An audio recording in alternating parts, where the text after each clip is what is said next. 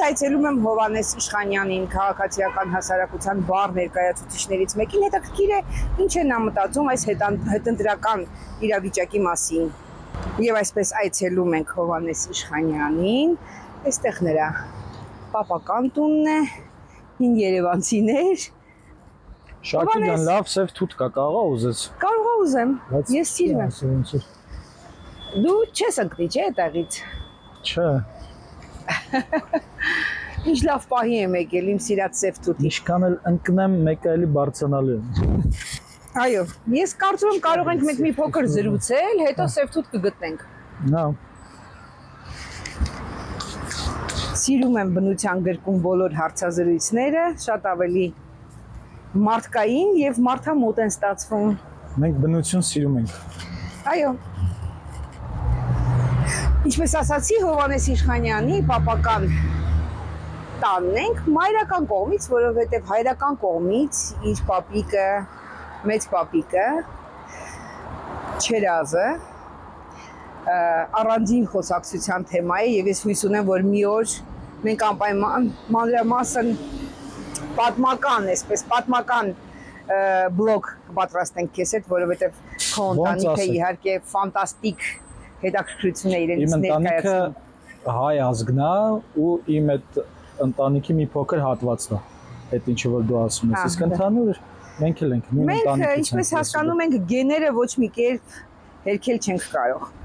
Բայց եւ այնպես ես հիմա եկել եմ այստեղ քեզ հետ զրուցելու, մինչդեռ ես կակնկալեի, կկարծեի, թե քեզ կհանդիպեմ, քեզ քո հասակակիցներին, քո համախոհներին կհանդիպեմ հրապարակներում, կհանդիպեմ կենտրոնական ընտրական հանձնաժողովի մոտ։ Ու այդ մտքերն էր ինձ բերում այստեղ, այդ մտքերն էին ինձ բերում այստեղ, որ շատ վաղուց մենք ընտրություններից հետո չունենք հետընտրական զարգացումներ, մինչդեռ եթե կարծեինք, որ գուցե կեղծիքների դարաշրջանը, այսպես ինչպես իշխանությունը խոստանում էր, անցել է, դա է պատճառը, բայց այս անգամ կարծես թե հենց դուք ընդդիմադիրներով մտածում եք, որ կեղծիքների դարաշրջանը չի անցել։ Ինչ, նախ մենք ընդդիմադիր չենք, մենք դիմադրության մարդիկ ենք, ընդդիմադիրը ինքը քաղաքական տրամաբանության մեջ է տեղի ունենում, իսկ մենք քաղաքական տրամաբանության մեջ չենք։ Դուք ով։ Հայրս Հայաստանի Հանրապետություն, քանի որ անլեգալ իշխանության ձեռքում ենք մենք։ Եթե լիներ լեգալ իշխանություն, որը կհետևեր սահմանադրությանը, օրենքներին եւ կանոններին, հռչակագրին, այդ դեպքում կլիներ իշխանություն եւ ընդդիմություն։ Բայց սրանք որևէ ձևով կապ չունեն օրինական լեգիտիմ իշխանության հետ, դրա համար ընդդիմադիր ասելը այդքան ճիշտ չի։ Հիմա շատ լավ, հիմա մտածենք ինչ կարելի է ձեզ ասել։ Հիմա մենք կմտածենք։ Գուցե նստենք մի հարմար տեղ բնության գրկում։ Ինչ ենք մենք հիմա քննարկում, հարգելիս։ Գիտես, մենք քննարկում ենք այն, դու ասում ես մենք դիմադրության շարժում ենք։ Ես էլ ուզում եմ իմանամ մենքը ով է, ով է։ Ընդհանուր քաղաքական հայերը, այսինքն նրանք, ովքեր որ այս տարածաշրջանում պայքարում են կարգ ու կանոնի վերականգնման համար, հարգանքի ու հիմնավորումների հիման վրա հարաբերություններ սարքելու, այդ քաղաքականությունը մենք ենք։ Այդ քաղաքականության հակադիրը Թուրքիայի քաղաքականությունն է։ Պարոն Իշխանյան, դուք որտեղ եք, ինչու եք, դուք ձեզ միայնակ չեք զգում։ Ոչ, ես միայնակ չեմ զգում, որովհետև բացի ինձնից կան իմ նախնիները, բացի ինձնից կան իմ գաղափարակիցները հիմիկվա, որոնք շատ վառվռուն, պայծառ եւ իրանք ինքնազարգացող մարդիկ են, ու բացի ինձանից լինելու են նաեւ ապագա սերունդը, որը մեր գործը, որը մենք վերցրել ենք հիմա շարունակում ենք, իրանք են շարունակելու։ Շատ լավ։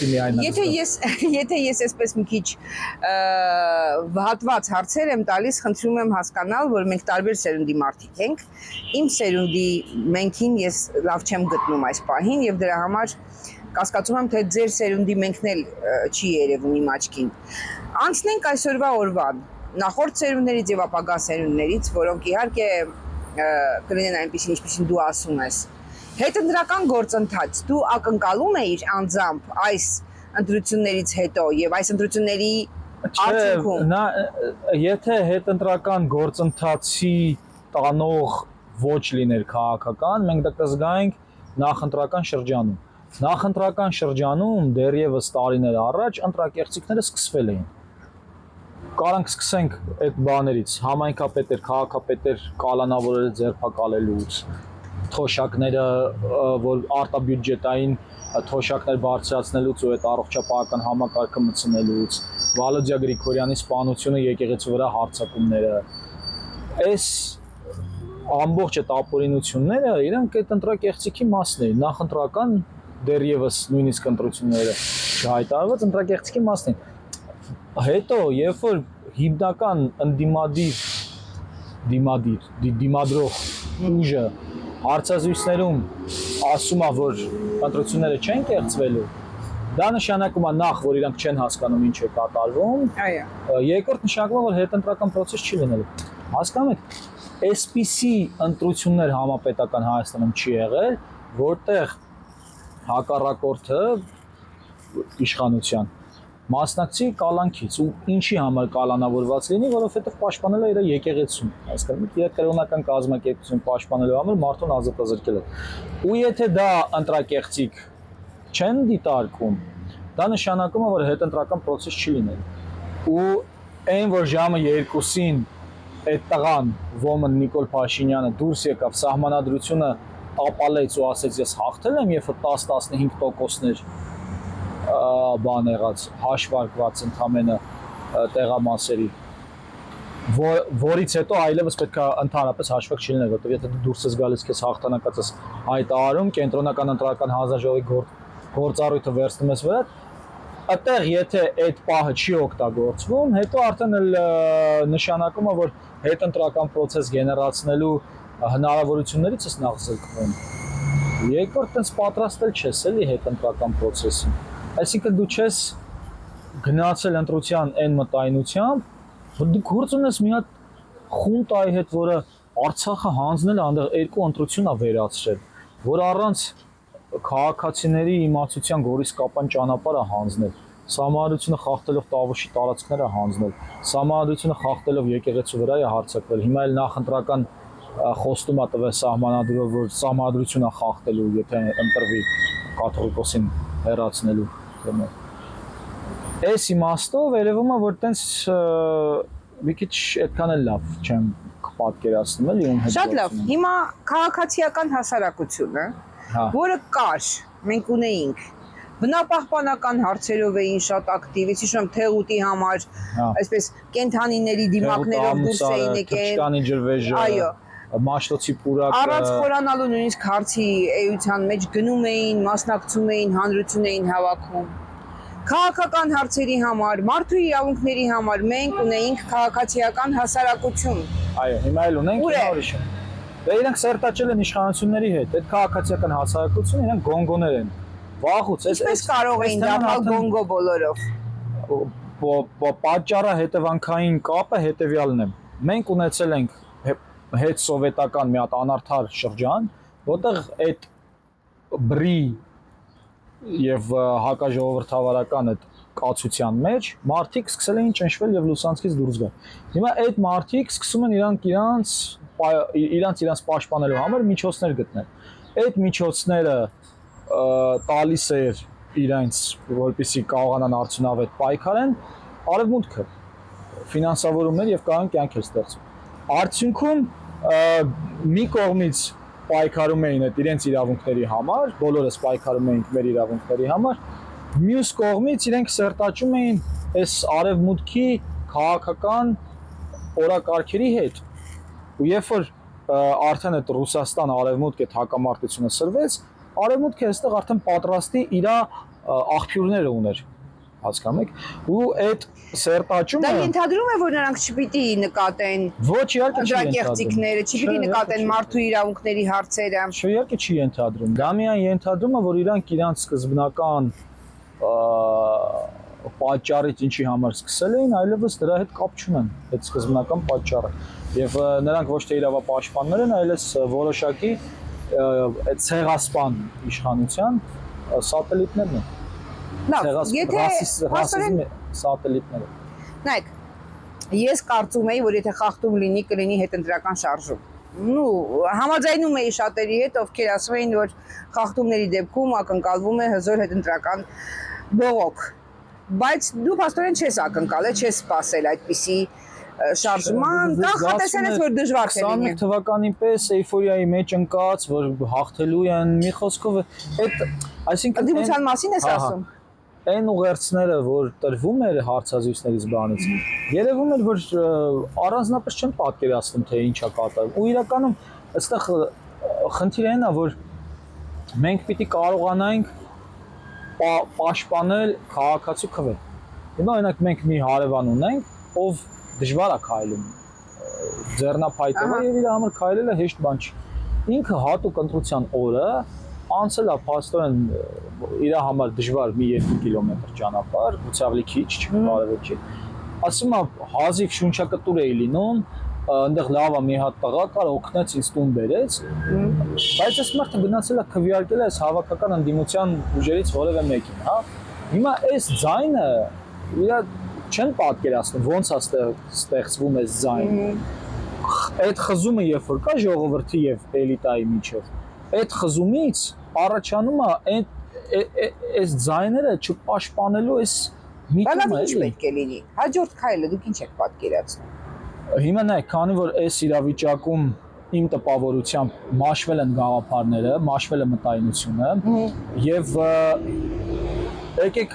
ծուռը նստենք դուզը խոսենք։ Հայաստանում տպավորությունն է,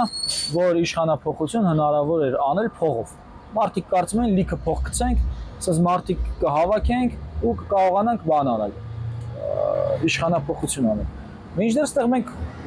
ուզում հասկանալ ում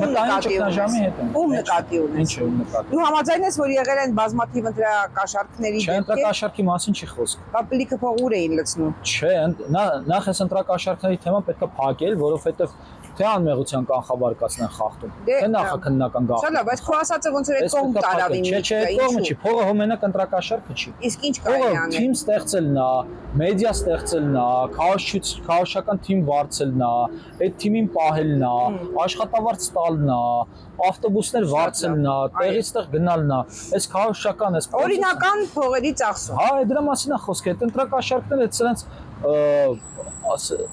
եթե նույնիսկ եթե ընտրակաշառք լինի, սրանք չեն որ պետք է ընտրակաշառքի մասին խոսեն, որովհետև սրանք խախտելով օրենքը խոսում են ընտրակաշառքից։ Մարդկանց անմեղության կանխաբարկած Հայաստանում գոյություն ունի, թե հիմա ինչ քննչականը տա,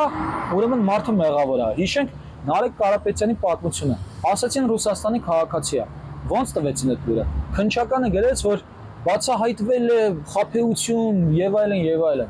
Հերկվեց, քննչականը մի հատ պատասխանատվություն չենթարկվեց դրա համար։ Մի հատ ներողություն չխնդրեց։ Այս հանրային ռադիոն էլի միջայլոց ձեր նախկին գործընկերոջ։ Ես հրաժարվում եմ։ Ապօրինի ընտրված Արմեն Քոլյանը։ Այո, ընտրվելու պահից քանի որ օրինական չէ։ Նույն ձև ոնց է քննչականը տվել է, նույն ձև տալիս է, բացահայտվել է Ազատություն ռադիոկայանում աշխատում որ դուք դրանում ինձ եք մեղադրում։ Ես ձեզ չեմ մեղադրում, ես ուղղակի բան եմ, ավելի մտերմիկ եմ սայքում։ Ինչ որ ժամանակ կար, որ ես պատրաստ կլինեի պաշտպանել իմ գործընկերոջը բոլոր հնարավոր եղանակներով, բայց հիմա ես ոնց կարամ ձեզ մեղադրեմ նրա մեջ, որ իմ ընկերների արյունով փաթաթված դրոշը իջեցրել են սրանք, ասենք։ Այո, ես դրան չեմ մասնակցել ոչ մի կերպ։ Ես հասկանում եմ, որ ինչ որ մեկը դա կաներ, բայց դա արեց մեր այո նախկին ընկերը, բայց մենք հիմա ուրիշ բան ենք քննարկում, գիտեք։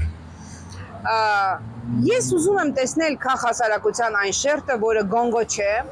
կա այդ շերտը անընդհատ կա, որը հուսախաբված չէ, ուժեղ է, ակտիվ է եւ նա լինելու է մարդու իրավունքների պաշտպանության այսպես երաշխիքը երկրում, որովհետեւ եթե չլինեն այդպիսի մարդիկ, եթե չլինեն մերպես օրինակ մեզպես լրագրողներ, եթե չլինեն այդպիսի մարդիկ ձերպես, ինչպեսին դուք եք, ձեզպես երիտասարդներ, իշխանությունների ձեռքերը ազատ կլինեն միշտ անելու ինչ իրենք ուզում են։ Հիմա կան այդ մարդիկ, որոնց վրա մենք կարող ենք հույս դնել։ Նրանք որտեղ են։ Ես քեզ գտել եմ պապական այգում։ Նրանց ում պապական այգում գտնեմ։ Լավ, շատ գլուխս մի գովացեք։ Հիմա նախ կան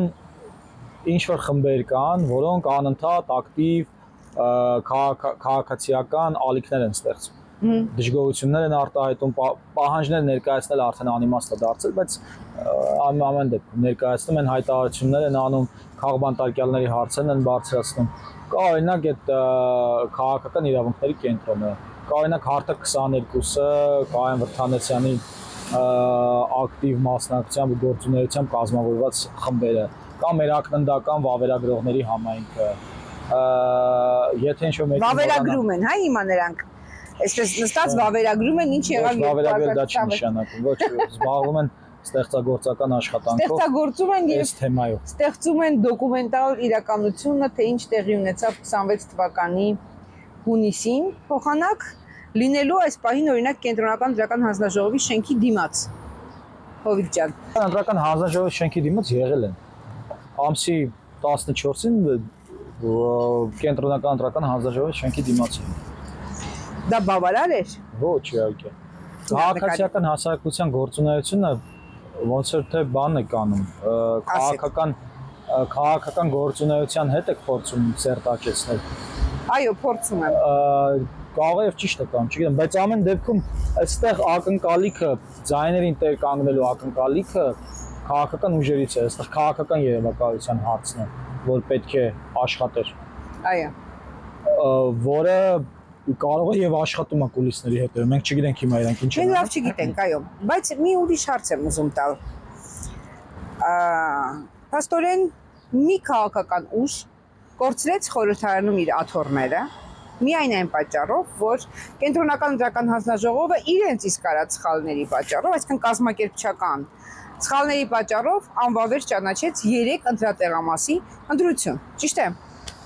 Հիմա ձայները կորան մոտավորապես մի քանի 100 մարդու ձայն կորավ կոնկրետ այս ուժի համար, մի քանի 1000 մարդու ձայն կորավ բոլոր ուժերի համար եւ 58000 մարդու ձայն կորավ խորհրդարանում ներկայացուցչություն ունենալու իմաստով։ Եվ այդ ձայները պաշտպանելու այսպես այդ բանը ես չեմ տեսնում։ Ինչ կհետևի հաջորդ քայլերը, ինչպիսին եք պատկերացնում։ Նախ մենք վավերագրողներ եք, ստեղծագործողներ եք, հաստատ ինչ որ տեսլական ունեք, ինչ որ պատկերացում ունեք, թե ինչ է մեզ ինչպիսի սցենարներ կարող են լինել ընդհանրապես։ Դուք նորից ուզում եք այդ քաղաքական գործունեությունը դնեք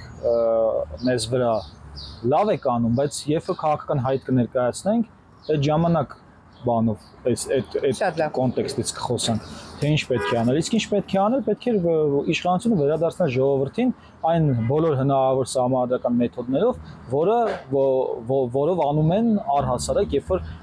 իշխանությունը զավթված է լինում։ Այս կենտրոնական ընտրական հանձնաժողովից սկսած կառավարությունից վերջացրած այդ շենքերը պատկանում են ում ժողովրդին։